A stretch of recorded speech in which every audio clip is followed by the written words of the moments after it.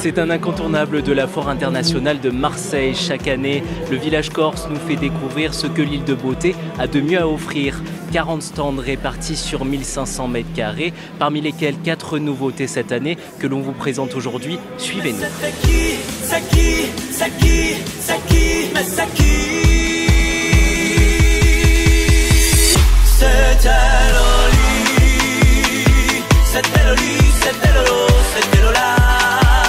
La Foire de Marseille met à l'honneur la gastronomie cette année et c'est pour ses spécialités culinaires que de nombreuses personnes se déplacent ici chaque jour. Marine, on est sur la nouveauté en matière de houblon. Oui, alors là on est sur le stand de la brasserie Paoline, qui est une brasserie toute jeune qui a 3 ou 4 ans, qui nous vient de Corté, du centre corse.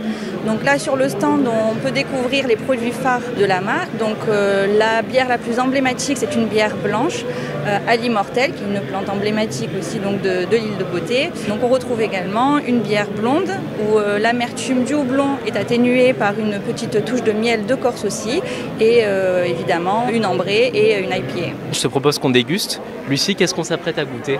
Alors, le produit phare de la maison, qui est la bière blanche à l'immortel. Très bien, c'est parti. On continue sur le même registre avec du vin de Calvi Marine. Là on est sur le stand de l'Enclos des Anges, donc c'est un domaine familial qui fait à peu près 17-18 hectares, qui a été repris en 2007 et qui vendange à la main pour une production de vin bio. Donc aujourd'hui pour la première fois à la foire ils sont venus de Calvi donc pour présenter aux Marseillais provençaux leur gamme de vins rouge, rosé et blanc. Et justement on s'apprête à déguster du rouge. 19, la cuvée s'appelle Sesto, on est sur des assemblages Niruccio Ciaccarello. Merci Richard. Le savoir-faire corse c'est aussi ses créateurs. Marine, ici on est sur des bijoux avec des matériaux plutôt étonnants. Oui, alors on est sur le stand de la Maldanali. Anne-Laure et Olivier présentent leurs bijoux qui sont fabriqués à partir de douille, donc qui est un objet plutôt brut. Eux, ils arrivent à en faire des bijoux assez fins, féminins, qu'on peut porter très facilement. C'est une marque, une entreprise qui a 4 ans seulement, mais qui fonctionne très bien, de par notamment cette originalité. Alors, comment est-ce qu'on transforme une douille en bijou finalement? Alors, au départ, on part de douille parce que mon mari fait du tir sportif, on récupère les douilles, elles sont découpées. On a un travail de doreuse qui est fait à Bastia qui transforme ce bijou en des bijoux très fins, très raffinés.